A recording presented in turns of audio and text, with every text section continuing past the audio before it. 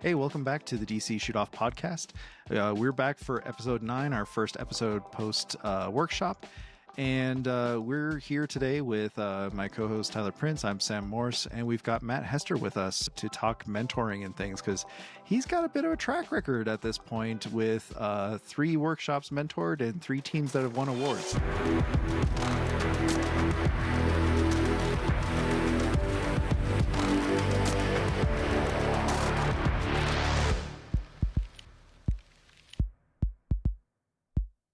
Today we've got Matt Hester. Matt Hester is a multimedia producer for the Bureau of Land Management. So if we say BLM, we are talking about the Bureau of Land Management, important distinction, at the Oregon and Washington State Office. I met Matt back in, what year was that? That was 2 years ago, up in Spokane, Washington. I'm pretty sure it's 22. Yeah, 22 sounds right. Yeah, you were doing the kind of field producing for the women's military soccer tournament. CISM. Oh, what is the acronym? It's French. Basically, Council for International Military Sports, but in the CISM order because French. But yeah. yeah, It's definitely confusing, but yeah, a lot of running around, a lot of filming, and a lot of long days for everybody. Oh yeah, it was a fun project though. I was in the audio booth for the live broadcasts. So I know you were super helpful with just kind of airman stuff as well, just making sure airmen were taken care of because, putting people out in the hot sun all day, you got to take care of people. And if they don't take care of themselves, you got to take care of them anyway. We had a couple people fall out. Yeah, no, that happened a few times. I don't know, ultimately it was good. I think probably one of the coolest parts about that whole event was just the fact that like our lodging was like on base, temporary lodging. We all had little houses kind of together. Right. It was so much more fun than the hotel room. Like everyone just goes to their hotel and it's done versus like people just go sit out and kind of have some fun. Matt and I have actually known each other for, geez, Matt, what, like 12 years? Is that right? I mean, When did you get to Ogi? I got to Okinawa the summer of 2013. Okay, so like 11 years. Yeah, it's been a decade. First duty station was the same in Okinawa. Then you got to San Antonio before me when I came back, right? Yeah. Because I did Okinawa a couple of years, Wright-Patterson, Dayton, Ohio, 2 more years. Then I was up in Syracuse for a year before going to the 3rd Audiovisual Squadron down there in San Antonio, Texas. Syracuse, nice flex. Nice flex. Very nice. It's an assignment. It's a prestigious one that only a handful of people ever get to do and isn't currently a thing. Yeah. I wish it was a thing again. I'm very jelly. Me too. Yeah, like it's such a cool incentive for people who actually are like really passionate or striving for something new. And I think the only downside that I kind of really viewed from it is like it's as much as you want to get out of it. And I say that in the sense of like when we have every single branch go there, you can definitely tell that like some branches, perhaps whatever their reasoning were for sending people, might have been more like, hey, like let's just get a body in there. Or maybe it was like an alternate kind of scenario where it's like, oh, this person was applying for the photojournalism course, but they were like, well, you didn't get the photojournalism, so you're going to be in the motion media course. So they're not as prepared, but at the same time they have a higher ceiling to go versus I know for myself and the other Air Force members on the motion media side, there was definitely stuff to gain, but there are only a few classes that were really like, wow, like this is stuff that we really are benefiting from versus like we already kind of know a lot of the stuff going into it. But yeah, no, so we've known each other for over a decade, back when we were both little airmen. Yeah. Matt was in my wedding last year. That was a good time. Yeah, so if it sounds like we have a bromance going throughout the episode, it's because we do. So, Matt, you're a Syracuse grad. You've been doing this for a long time. Tell us a little bit about what you're doing now, man. Well, so far, as a media producer for the Bureau of Land Management, I'm relatively new. I mean, I did relatively over a decade working for the Air Force, both uniform and civilian, and I was largely looking for an opportunity to, I guess, get out of a rut, go like try some new things again, kind of like get, I guess, back to that like small team, kind of like go out and make something and like get to kind of challenge yourself.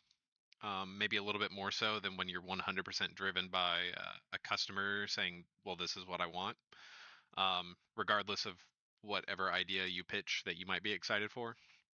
But so far, it's a lot of social media producing, a lot of internal stuff. As in my new role, I do a little bit more like graphic work as well when things come through. So like that's something where it's like I've always been the person who draws on everything. Got in trouble in school. Found ways to do that in the Air Force with some animation every once in a while, but now it's like, okay, you also need to make this infographic or this Photoshop project. So there's a little bit of learning there. Right now, it's just been a lot of like, hey, go tell like the story, as we would at any assignment. It's like, what is a story? And for the Bureau of Land Management, Oregon, Washington State. Ever get a flat tire? They're the worst. Everybody hates them. But imagine if you had a flat tire on a covered wagon on the Oregon Trail.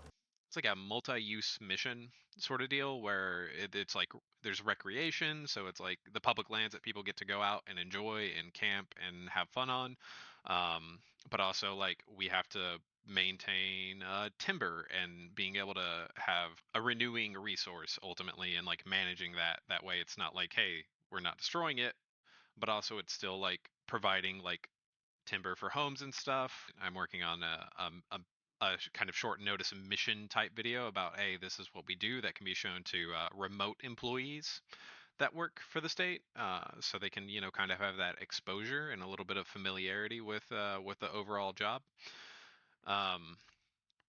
So like I'm just reading through like this thing and I'm like, they're like a 3 to 5 minute video and I'm like, there's like 12 different sections of things that like we're in charge of, and different aspects that are handled by the Bureau of Land Management, at least out there in that specific portion of the country. I'm like, this might be a little bit longer if you actually want me to try and make something okay in less than 2 weeks. Yeah, man. Yeah, mission videos, bane of my existence, because there's always like 12 people who want to tell you what the commander wants, and then when you finally get the commander to review it, it's not what he wants, and Oh yeah, like then that the just commander changes like separation. mid video, so the whole video changes. It's a whole I've thing. been there. I'd say the only other thing is like I'm out of the state office, and I think the easiest analogy is it's kind of like being at a MAGCOM, or I would even say kind of like being at an audiovisual squadron again. Like there isn't really public land in Portland, Oregon. Right. Everything is spread out amongst a bunch of different districts and out in all these other areas. So for me, it's like if I want to go tell a story or we have the need to make something, video wise, it's okay. Like I need to go, like, I don't have to fly out in most places, but just go jump in a GOV and get what I can carry on my own person. And if I'm lucky, my colleague comes out with me. But if it's just myself, it's like, okay, how do I carry every single piece of gear that I would love to carry, but also reasonably, like we're going to get to a place and then we're going to have to drive 2 hours out to the middle of nowhere and then maybe hike even further if like we're really trying to go to a location. So it's like this is logistically challenging versus when you have like a small team of people who can carry lights and this and that, versus it's like, how do I feasibly manage having lenses and cameras and even any kind of light on my person at the same time. It wasn't that long ago. I was out in eastern Oregon, in an area. The town's called Burns, but doing kind of a feature on an archaeologist, and we're just like out in the middle of nowhere. And eastern Oregon's a lot of what they call like sagebrush, but it's not a lot of tall vegetation. It's not like out on the western side of the state where you have all these massive trees that can at least like block out like direct sunlight. Yeah, it looks like Idaho. Yeah. So it's like, okay, how do you like do your best to make it visually appealing when it's literally just me and literally just like the subject, and we're out walking and it's just bright sun because it, why would it be cloudy? Why would it be overcast? Yeah, unlike the actual West Coast, Portland, Seattle area where it's cloudy most of the time. Yeah, my last duty station in the Air Force was Mountain Home, Idaho, and I had family in Bend, so I drove through Burns quite a lot. Very familiar with that area. Yeah. Beautiful area, but yeah, usually not a cloud in the sky, and not a tree to get under or shade of any kind, and quite hot in the summer. You It's harsh. got wildfires. That's another big part of the job out here. It's wildfire season, so everything's going on. One of the things that I'm looking into, hopefully for next year, is doing all the training necessary to actually be able to go out on the front lines, so we can actually Oh wow. get footage of the wildland firefighters out there, working their. It's there's a lot of people who are effectively kind of like they're deployed. I would say like they just work 12s day in and day out for multiple weeks, and then take a break, get a little R&R, and then they're kind of back at it. So I don't know. That's another wild one, but I'm up in a state office, so it's like it costs money to send me places. And I don't have that bottomless third audiovisual money pot anymore. And even those money pots are not quite so bottomless these days. Well, if anything, I'm back to the point where now I'm like using my own gear, and I'm like, I guess I'll go buy that piece of equipment. I'm like that anyway, but it's me. Yeah. Sam had 2 big Pelican cases full of stuff for our live stream this year. And that wasn't even everything, I don't think. So Yeah, there's folks brought cameras and tripods for me to use. But yeah, most of the live streaming stuff was a Pelican case and my roller carry-on and my shoulder bag for laptops. Hundreds I of mean, feet of HDMI. I'm always like astonished at like your technical expertise, Sam, and like the amount of like effort you put into the. You don't half-ass any of this. You I'm put a your nerd. whole ass into into this craft and what we do, I'm and I love it. just a giant nerd. It's okay. I know before you came into the Air Force, you were already interested in art and acting and that kind of stuff. And I know you just did a project with Angel for BLM where you did a little bit of acting. Oh yeah, well, I guess again a little bit of that, or just the background in general. Like, but before the Air Force, I mean, I grew up in a small town in Northwest Tennessee. Was always an artsy fartsy kid. I drew on literally every piece of paper I could get, to the detriment of some teachers' patience. But a lot of that, like really like getting into high school for me, just small town area. It's like at that point, in band and art class and a little bit of everything. And they had they had a small video kind of class, like kind of video producing journalism class, but I wouldn't say it was necessarily like taught by a person who was like, this is what I do. It was more like, here's an English teacher and they're gonna babysit you guys while you guys can go make some videos that get shown at lunch once a month. Um, I remember editing on something called Speed Edit, and like that's also my exposure to actually having like tapes and stuff, because by the time I got into the Air Force and I was at Dinfos in early 2013, like at that point it was like, okay, here's an SD card, and I'm like, okay, that's pretty cool.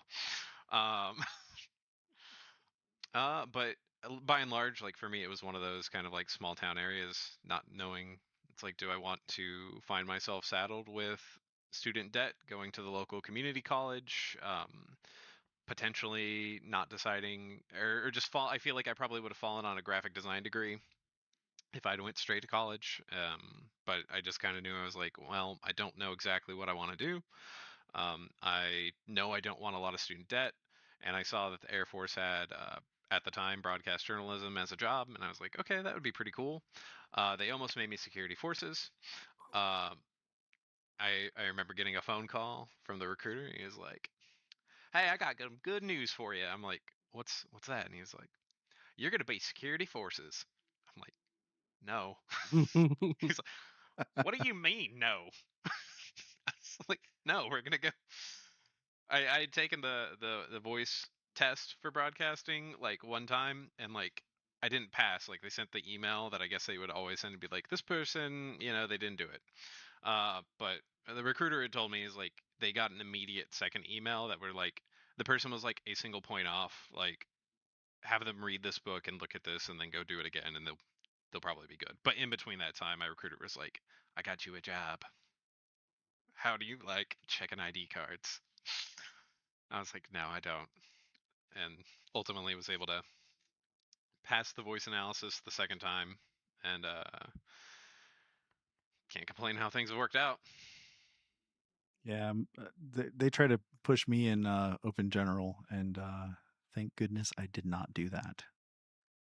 You'd brought up me acting in a video. I guess that's something I can say about the Bureau of Land Management, and by that I mean I dressed up as a pioneer girl. Hey, For a girl. social Okay, media. that's not where I thought that phrase was going. We're gonna get that. Okay. We're gonna get that video and make sure we cut it into this. I'm a simple girl. Always loved the countryside. It's all I've ever known, really. The chirp of the birds and the wind under my skirt. Mama always called me a wild one. One of the things we have out here is there's a National Historic Interpretation. Wasn't meant for a small town like this, but I could never leave. The country has my heart. I like bathing in the river when my britches get too hot. I'm not remembering it right now. It's a very long acronym, but basically it's a museum about the Oregon Trail out in Baker City, Oregon. And it's like kind of an interactive learning experience out there. But it had been the doors had been closed, kind of like for some renovations. Like they closed because of COVID, then they did some renovation projects, and they were gonna have a grand reopening. And I was like, initially the conversation was, hey, like we need to cover the reopening. I was like, why are we going to cover the reopening? Why don't we like promote that it's going to, be opening back up to hopefully like, get some people interested in it. So we went out there with a couple of different ideas. We spent a few days, and they have like an entire closet of like historical outfits for like the volunteers who go out there to, be that like, hey, like let's connect with like people and like try to like get them like an insight to like maybe this is what life was like at the time. Um, and I was like, I will dress up as a little pioneer woman who works real hard out on the Oregon Trail. Helping Pa fetch the wood, I was born right here on this dirt path. Birds of a feather flock together. Oh, I don't know what I'd be without my chicken coop. We went down to the closet full of props and other historical artifacts, and just did some skits on the land, and kind of fed into as things are now, the brain rot reels that we have with social media. Um, our social media manager was like, "Hey, I like this sound," which was effectively one talking about going back to the simple life, and so utilized that as kind of the backbone, and then just filmed me gallivanting around some of the scenes inside and around the museum. It did pretty well, like relatively, all- like in comparison to a lot of the other stuff I've- like that has been put out. Angel It's posted definitely the unique. social media video. It was a lot of fun. I enjoyed it. I mean, I think it's just, I mean, if you just talk about that to a degree, but I think that's one of the biggest things versus like being at Audiovisual Squadron. It's like, you're trying to determine your audience versus like, and figure out like, hey, where's this product going to go and how it's going and how is it going to connect and actually maybe get people to like watch something versus, being back at a place that's like, okay, your presence is either external social media or internal pages, and it's like, okay, like how do you actually make something that's effective for social media, and trying to like think like how do you actually connect to people. Because I don't know, I did a kind of a more traditional news story not too long ago that got posted about like hazard tree removal along Bureau of Land Management roads. um, I think I think it's done worse than a lot of the other things that have been recently put out, like, but it's like, what's actually going to grab someone's attention, what's going to make someone want to watch, you know, is always, I think, kind of the wildest question that we have to ask ourselves when trying to at least like tailor something for social media. Yeah, I think a lot of the things we've been trained as traditional broadcasters that this is what good is, whereas social media is more like this is what engaging is. So it doesn't matter how beautiful the shot is or how clean the edit is. If it's not engaging, it doesn't matter. Well, and timeliness matters in that particular case Absolutely. too. Absolutely. It pained me looking at the level of engagement on during the workshop, because to her credit, we had a fantastic social media manager, Sarah Bryce. Sarah Bryce, yeah, and she put out a lot of great stuff, and a lot of it was just like cell phone snaps and quick videos and stuff like that. And the video producer and me just kind of cried a little bit, and I ended up shooting a little bit of just like glamour footage of folks editing and stuff like that on a little tabletop dolly, and produced it up and everything, and it's got like 5 views compared to the stuff that she was posting that got way more engagement. So I had to eat a little humble pie looking at that. And yeah, I made all the thumbnails for the entries that are up on YouTube, and the main feedback I got was like, all your text is way too small. I was like, what are you talking about? I'm looking at it. I was like, oh, right. I'm looking at it on a 32-inch monitor. That'll do it. let me make all those text bigger. And she was right, but my little cinematic brain is like, no, small text is better because it's easier to read on a giant screen in a theater where you have a captive audience. Everyone watches social media videos on a giant theater screen, right? It's hard to rewire your brain to. It really is that way. Like, and I think that's kind of, at least for me, like kind of one of the things with like stepping away or like looking for a different opportunity outside of an audiovisual squadron, outside of the Air Force, is the opportunity to try to grow as a creative or a storyteller and be like, okay, like what are, like, not being in the same rut of doing the same thing over and over and over. And it's like, yeah, you can be really good at that one thing and that's awesome, but like, I don't know, like at a certain point it just feels detrimental. Yeah, I credit a lot of my ability to do my current job with the fact that I stepped away from the Air Force and the federal government entirely for 4 years. Trying to freelance is a harrowing experience, but it taught me so much about being customer focused, being creative in ways that the federal government usually is not keen on pursuing. And really how to be a professional on set. When being invited back the next day, let alone keeping your job, just being invited back depends on you being absolutely valuable at all times. Those are very different stakes. Stepping away from the military, I highly recommend it to anybody who's been in for a long time. Step away for a little bit, come back by all means. But you don't even have to leave the military to take a step back. You can work on your own project, work on a friend's project, work on something that doesn't have anything to do with work, with the military, with the government. Just go be creative. Definitely working, I know you worked more on like commercial stuff, Sam, but working on a big TV set as a production assistant, busting my ass for $120 a day to work 18 hours and drive 30 minutes home and come back and do it all again like 6 hours later. You learn a lot doing that. You also learn, like, a lot of people got this worse than me. Like, I'm good.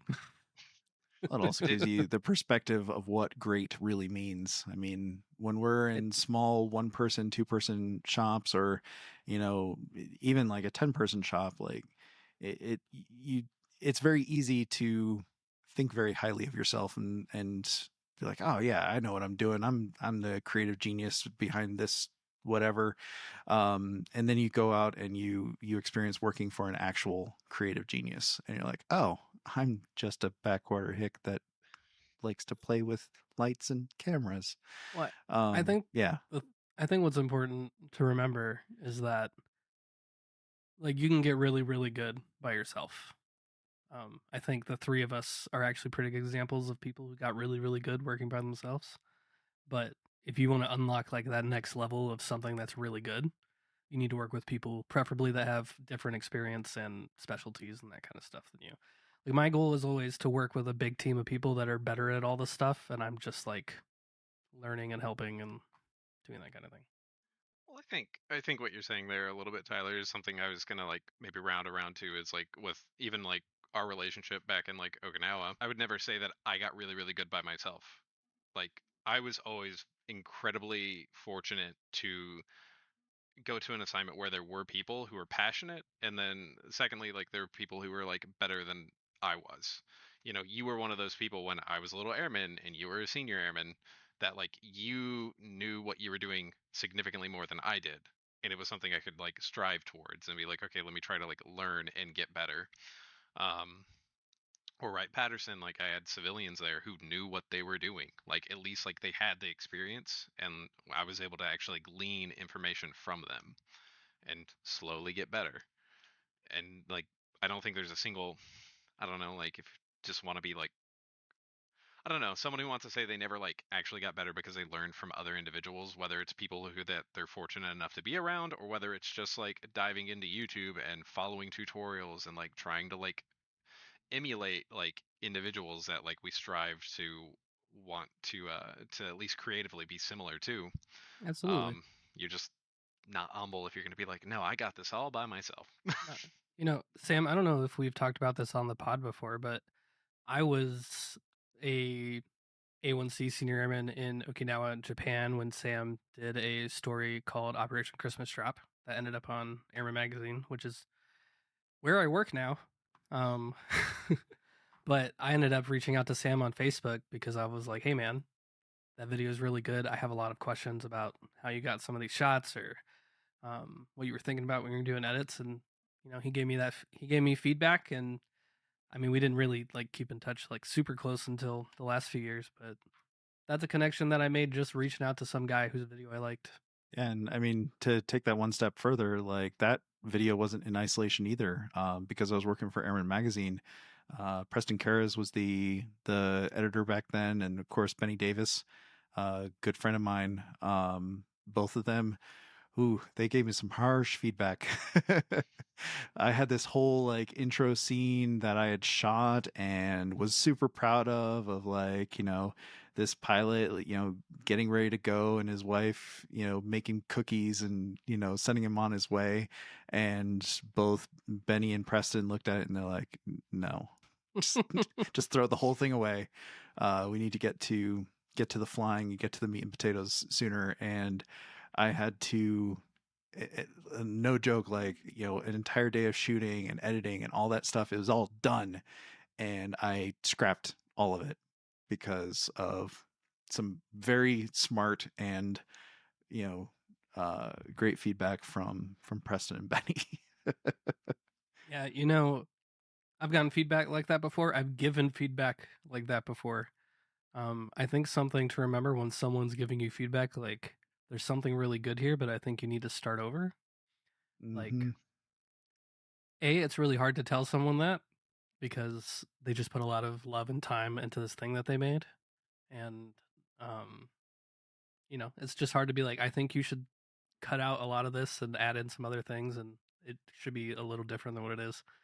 Um, but getting that news, getting like that information is like me shuts down for 3 days. Like, no, I can't talk to you. I need to process. Oh, I fought back. Just ask Benny anytime. Like Oh, dude, I it's was hard, man. Yeah, yeah. I worked really hard on it. I thought yeah. it was good. And that at that point, that was not like a section of the video. That was all of my videos so far. Yeah. They said no, just no. I mean, hindsight being what it is, they were 100% right because I can't imagine your video. No, it was cheesy as hell. That'd be crazy. It was super cheesy. The way that the video ended up starting was much better. But I mean, you talk about we kind of had to develop on our own. I mean, we may have been isolated, but we developed because we sought out mentors and sought out feedback. I think that's a pretty good segue, Matt, for you to talk a little bit about your experience mentoring at the DC video shoot off. This, you know, Jesus, was that only a week ago? It feels like it was years ago. Talk about that a little bit, but also I've been at 2 other workshops with you where you were a mentor and your teams always seem to win. So I'd love you to talk about, you know, what is it you're telling your teams that's helping them win they've won like 3 different categories, right? Like they've won like photo and video and social media teaser, something like that. Or what Starbucks order are you making sure the judges get it That's behind the true. scenes? That's true. I'd also like that. Like, are you bribing people? Because you know, Okay, I'm not bribing anyone. Pumpkin spice latte would be nice. But I there's no like I don't know. I think any good mentor is probably going to turn around and not turn and want to be like, yes, my team won because of me. They're my team. Yeah, like that's asinine. Especially in like these particular because it's so the workshops that I've mentored at is I've had the privilege to mentor at one of the Air Force storytelling workshops, and I've mentored twice at the DC video shoot off now. And for me, like I just it's the team. They're the people who make it, especially when like the rules are like don't do things for them, don't give people the answers. Which to be fair, half the time I'm like I really want to just like teach and like instruct people. But at the same time, it's that a little bit of that give and take. But it's trying to like watch them like learn and get to positions. And it's like if every once in a while I can be like, hey, here's like a technique, or are you thinking about this, or like, yeah. hey, like if you don't really plan some dialogue down, you're going to hate yourself tomorrow when you have to edit because nothing's going to sync up or like work out together. Um, but I mean, each team, like, I mean, they won things because they worked hard, and a judge decided that they liked whatever category it was. The Air Force storytelling workshop. Tyler, you were a mentor at that one as well. I think you and I were the two primary or not primary, but like we were two video people who were instructors. And I know for my team, I asked them the question. I was like, what do you guys want to learn? And I think it was very much they were like, we don't know video, we want to learn video. And I was like, okay, like forget everything else. Like the for the Air Force storytelling workshop, it's do a photo story, a print story, and a video story. And I was like, we're gonna focus on the video story, and the other two categories will be afterthoughts. They won the photo story. Hey, And then I mean, DC video shoot off, similar thing. Last year, I think my team named Big Shizzle, they won the best overall video. Which I didn't get to see them win because I was flying out for another TDY like that morning. But that was awesome. I was surprised, not surprised, but like it was a very questionable video, just very weirdly intimate relationship with a cardboard box. But it was funny, and they had a good time, and whatever it was that connected with the judges got them, that award.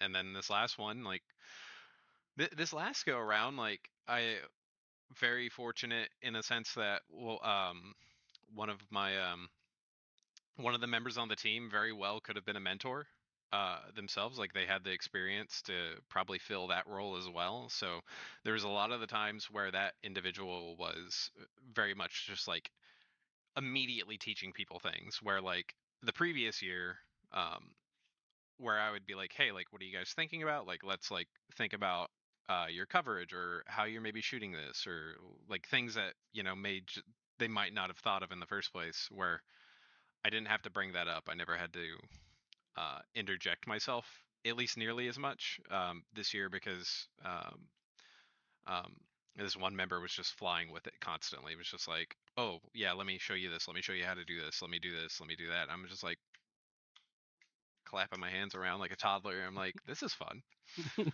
I was able to be a bit more involved in the editing side, and by that I mean like I was teaching like the two who didn't have as much experience with editing every once in a while, to be like, oh, like this is how you do this thing, or like here's how you maybe like link a project or find different files. Like, oh, your media is offline, let me at least like show you how to relink footage, yeah. things that come along. So I guess Just with like time. what is your approach to being a mentor at these things? I know I'm trying to stay out of creative decisions as much as possible, unless they're just talking absolute nonsense. Outside of that, I try to stay out of creative decisions, but like technical, like how to use a C stand, composition on your shot, that kind of stuff.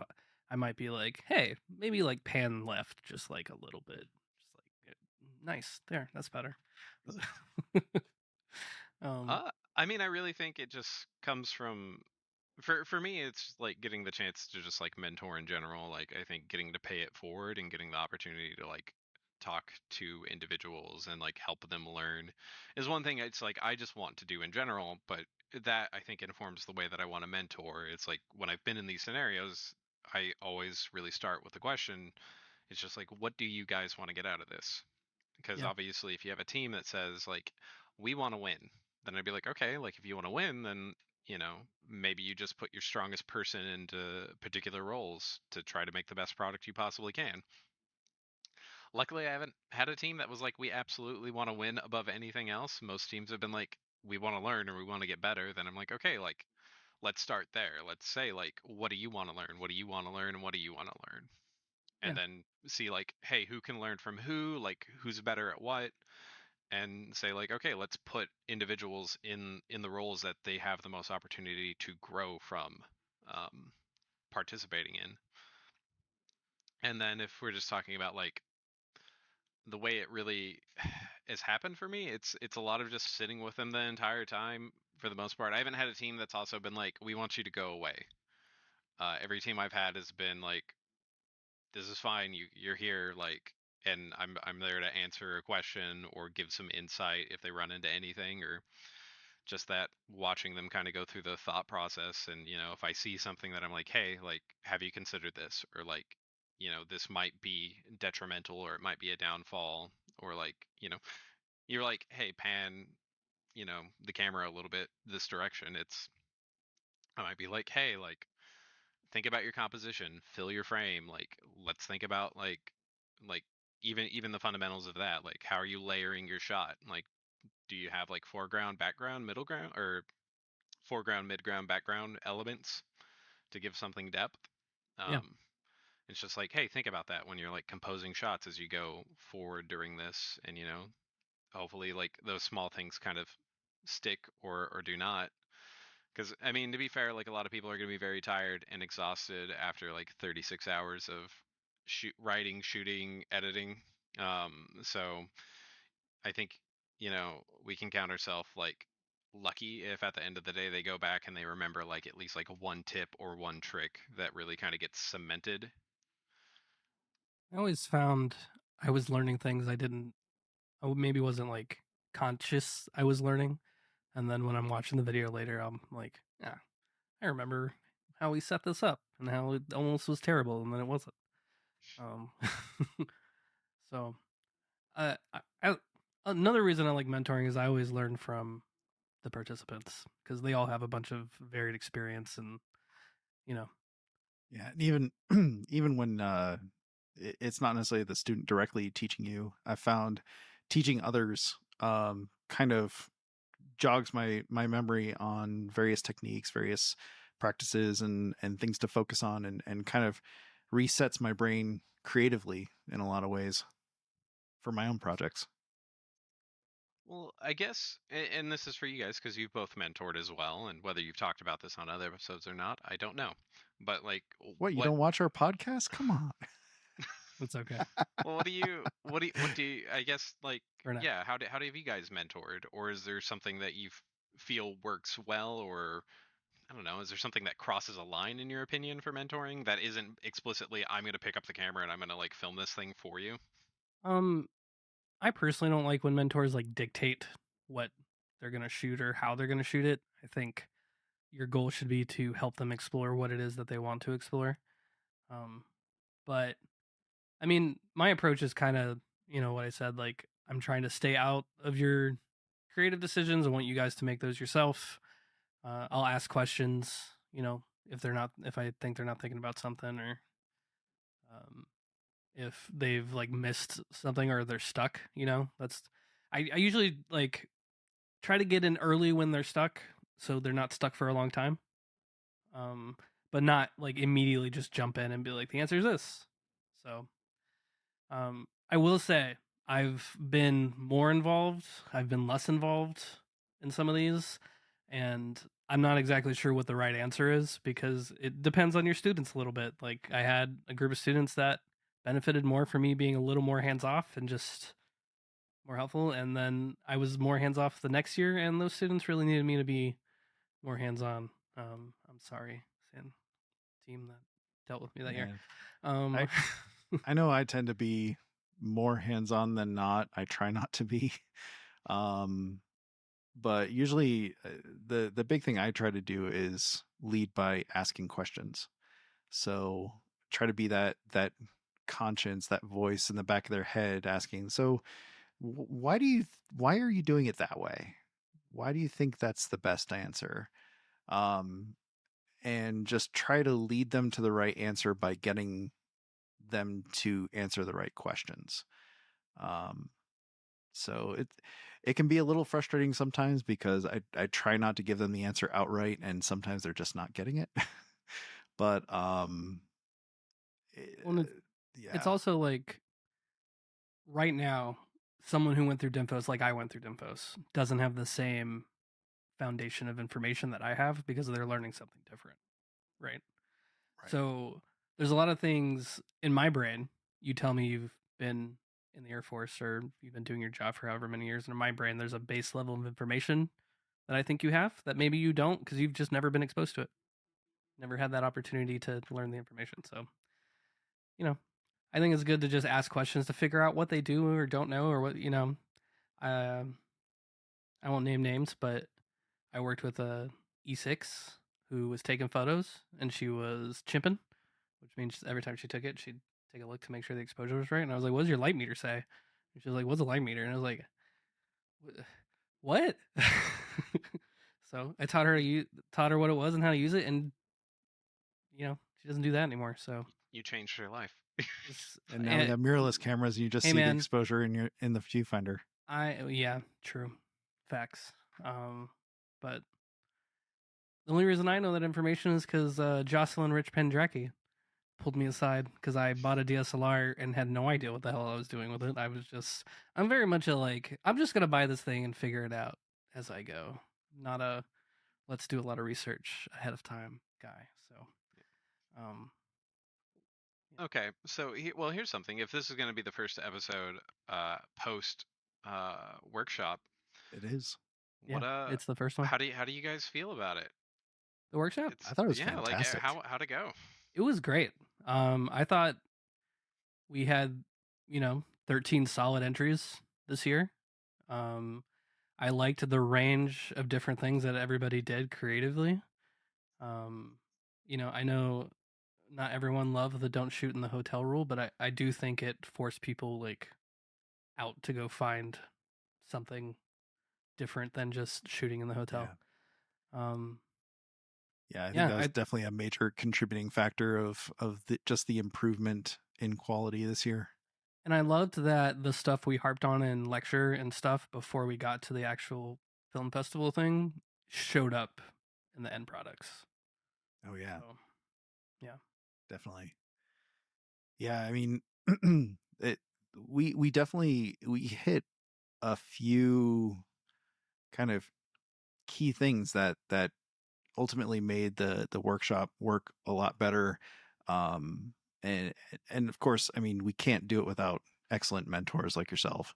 So I mean, the contributions from the mentors, from the speakers, and I'm not saying that because I was one of the speakers. The other speakers were fantastic too. I mean, and I know Tyler, leading up to the workshop, was really kind of pushing the idea of maximizing the hands-on time.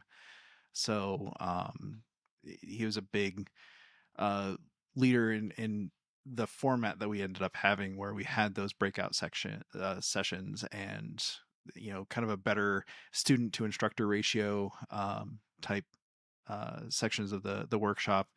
And then just getting a little bit of momentum from last year. Last year was the first one that we had post COVID.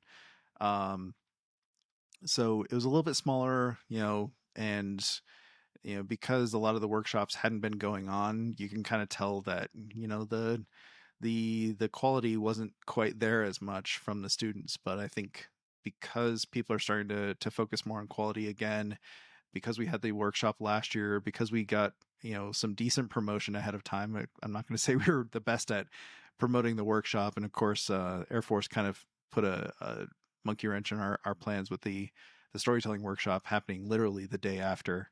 But we had, I think, a record turnout with all the mentors, the staff, the students. I think one was saying 80 people total for the workshop, which is massive. Like, we got a bigger room this year, and we could barely fit into that room. So, Yep. And we have a lot of like good notes on stuff to make things a little more smooth, to improve the breakout sessions, improve the live stream and presentation. So I think we're in a really good spot, especially going forward. I think so too. No, there was definitely the room was very crowded. Difficulty sometimes finding a spot to sit down when you start to realize you're an old man and you threw out your back a few weeks before the workout or the shoot off. Yeah, that's a problem. The sands of time. Oh, trust me, I know. But yeah, no, I think that was definitely one of those things, like having a more limited experience with like workshops in general, because as a young airman I never got to go to any as much as I wanted to. But the foils of not having the biggest budgets at PA shops play a role in that. Yeah, But first time I at went least to a workshop from a PA office, I actually did it as a permissive TDY. Granted, I think I got my command in trouble for that one, but I went. it begs the question, like, Yeah. permissive TDY got your command in trouble. Well, because I did a permissive TDY to go to a DoD workshop. That was the DoD Worldwide Photography Workshop back before the storytelling workshop. So people asked questions as to why an active duty airman was taking a permissive TDY and paying his own way to go to DoD training. That's a good question. It's a good question. It is. Well, We when had you're at a funding the next year. squadron. Ooh, okay. They had to skimp out on they had to make even like thinner toilet paper for like the squadron, I imagine, or the PA office. But no, I was gonna say that. I mean, I think from my limited experience with the workshops, like just seeing like all the entries, like it definitely was like a fantastic like show of like everyone just kind of doing what they did. Like I don't feel like there was, as far as I could tell, as just being on one individual team, it didn't really feel like anyone had detrimental issues. And for all I know, there were. But if there were detrimental issues for any of the teams, like during the thing, during the course of the 36 hours, nothing really showed through that like anything was like amiss. Yeah, Which I think, I was pleasantly surprised. I mean, this was my fourth workshop. I did 2 workshops as a mentor, 2 workshops as staff for the DC video shoot off specifically. And Jim Fabio's words of saying that usually like there's one very clear winner each year where like everything lined up, they got good cinematography, good storytelling, good idea, and then most of the rest of the teams they learned something. That's they either had like glaring story plot holes or some sort of issue that it's like, okay, they definitely learned something, they put in their all, but at the end of the day it didn't stand up to this other entry. This year I say we really is the students and the mentors. Y'all made it really hard on the judges. They ended up having to take extra time so that they could come to a consensus because they did not agree. They had a really tough time figuring out which entry, and each of them had their favorites. So to go from every year, and even before COVID, having such a disparity in quality level between teams, and then this year every team had such a good video. There's a couple that they had some minor issues, and every team had, you could point out a couple of issues here and there. But really, the bar was raised across the board this year, and every single one of the staff members noticed it. I have been very curious, and it may not be a thing for actual on-air podcast, but just what what that conversation kind of looked like behind the Game of. I was just like, I imagine it had to be like Game of Thrones, where the judges were like, "All right, I will give you best of audio, but I get to pick best overall." I think they had Yeah. a scoring, and there was just a lot of Yeah. ties. There was a lot of some stuff was better in certain places, and it was Mhm. difficult to use the scores to tie break because there were a lot of magic scores. Tyler, while you were gone, I'm gonna like draw a little like stick figure version of you that can be put on the screen during that. Please do, dude. Hello. Aw, Hello. Say hello, baby cat. I think this is Baby our first furry friend on the pod. Oh, we're fucking that up. We gotta get way more furry friends on the pod. Yes. I mean, we had the sound of your The dog numbers earlier. just going up. Right. We did. Well, what do you think? I guess from a staff side or anything, just going. What do you think the biggest takeaway from this year's workshop was? More hands-on.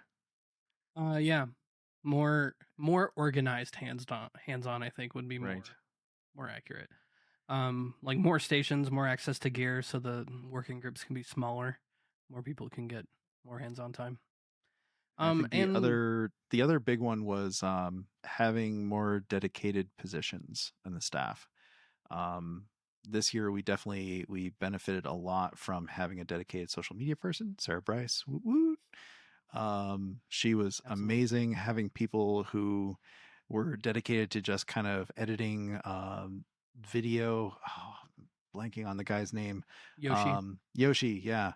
Who was editing the presentations and pushing them up. Was it Yoshi? It's Yoshi. I'm trying to remember his last name. I think it's Shinzato, but yeah. But in any case, he was Tyler, you look it up and I'll finish the explanation. So he was actually pulling because we were recording all the sessions on an SSD, and he was pulling those between sessions and throwing tags on the front and back and cleaning them up a little bit and posting them to YouTube almost immediately afterwards. That way the students could reference their classes while they were out on shoots and wait, what did that guy say? And kind of latte does Jim Fabio like? Right. But also that's also helping us because a lot of folks are going back to their commands talking about what the workshop was like, and they're actually showing clips of the workshop to their commands. I know Lance Chung used them for a presentation he did for USDA.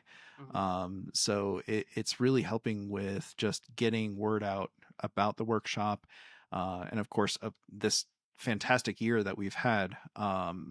So yeah, I think the fact that we've had dedicated people to specific tasks, Tyler and me on the live stream, Sarah Bryce and her team on social media, it really helped put polish on the final product. Granted, there's still a lot more polish that we can make. This is still a team that's all volunteer, kind of a ragtag group. Man.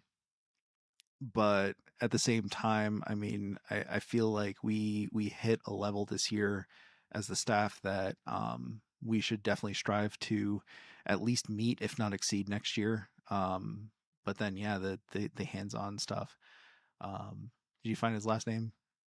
Shinzato. I was right. Shinzato. Yoshi Shinzato. So, what do you think? Like giving advice to some younger videographers, who might be listening to this. So what do you think's been the most important skill you've developed that's made you successful? I think it's tricky because, like, I think an easy fallback, and I don't know if you can. I'm sure you could, but like passion for something is obviously like it's something big, but like do people really develop a passion, or do people like inherently have a passion for something?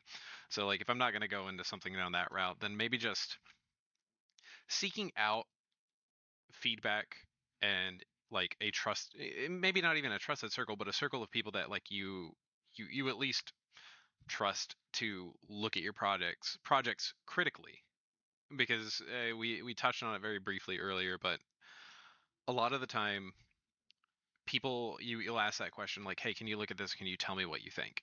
And there's a lot of times people be like, I think it's great. They're like, this is perfect. And we're sitting there as like creatives and we're like, there's something wrong with it. I know there's something wrong with it. Help. Help me see the issue. And whether it's because someone can't like really come at it at a different angle and they can't see like what the issue may actually be, or perhaps it is a scenario of like individuals being like, hey, like I want to be careful about my feedback, or I want to be careful not to like hurt someone's feeling, because it's taking everything with a grain of salt, because it is a creative venture that we all kind of go out to, and there's so many different ways to do it, whether intentional or unintentional. But being able to get someone's critical perspective on like a, hey, I think this would be stronger maybe this way, or did you think about doing this, is probably one of the best ways to help yourself develop. Like if you were driven to be a better creative or a better storyteller for whatever reason that you may have, finding people that you feel comfortable with giving you the harsh feedback, or the people that you're okay with like tearing into your products, and understanding that it's like, hey, I may not always accept that, or I may have to take that bit of feedback with me as I go forward and apply it on future projects. I think that's probably one of the best skills you can get, is to really like try your best to connect to people. And sometimes we're all introverts, and sometimes people don't want to actually get out and talk to people, but also if you have to get out and talk to a person for a video, I think talk to your friends. I think having a group of people, it's not just that you like trust them as a person, because hopefully most of the people in your life trust as a person. But like you trust their creative sense of what you're trying to do.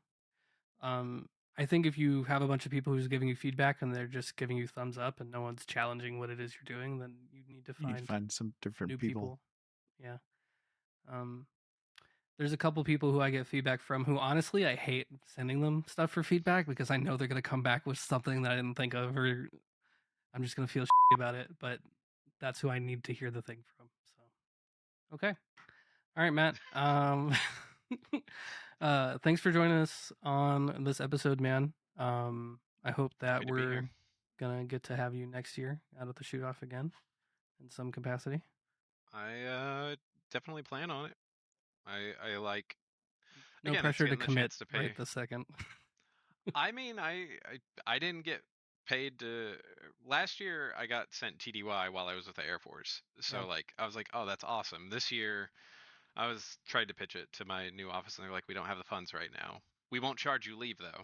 Yeah. And I was like, okay, so I bought my ticket to fly from the East Coast to the West Coast to the East Coast, and shared a room with someone, one of the other mentors, you know. Like, so I Yeah. think, Well, yeah. we appreciate it. We appreciate Definitely. you. Yeah, definitely plan to come out next year. Huge thank you to Matt Hester for joining us today to talk about his experience at the shoot off. If you enjoyed